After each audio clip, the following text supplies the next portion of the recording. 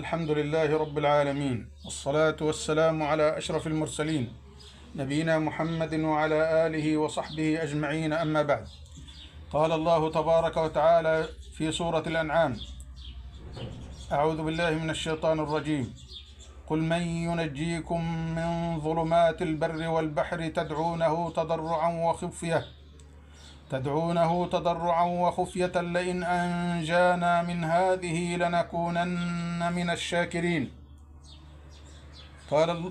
قال صاحب التفسير الميسر: قل أيها الرسول لهؤلاء المشركين: من ينقذكم من مخاوف ظلمات البر والبحر؟ أليس هو الله تعالى الذي تدعونه في الشدائد متذللين جهرا وسرا، تقولون لئن أنجانا ربنا من هذه المخاوف لنكونن من الشاكرين بعبادته عز وجل وحده لا شريك له.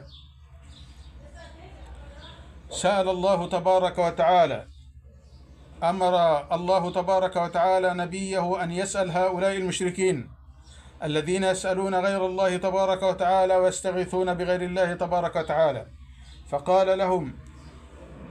فقال للرسول عليه الصلاة والسلام: قل من ينجيكم من ظلمات البر والبحر. سؤال لهؤلاء الذين يدعون النبي أو الولي أو البدوي أو الدسوقية أو علي رضي الله عنه أو فاطمة، أو يدعون غير الله تبارك وتعالى: من ينجيكم في ظلمات البر والبحر؟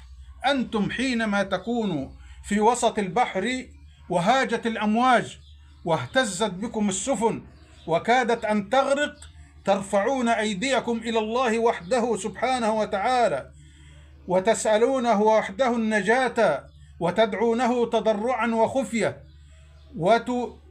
وتوعدون أنكم إذا أنجاكم الله تبارك وتعالى ستكونون من الشاكرين الموحدين الذين لا يصرفون العبادة إلا له سبحانه وتعالى.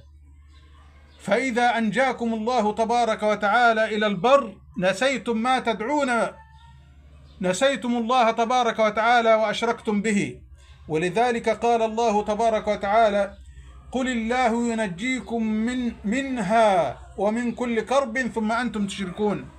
ومعنى الآية: قل لهم أيها الرسول الله وحده هو الذي ينقذكم من هذه المخاوف من كل شدة، ثم أنتم بعد ذلك تشركون معه في العبادة غيره. لماذا ترفع يديك إلى غيره سبحانه؟ لماذا تستعين بغير الله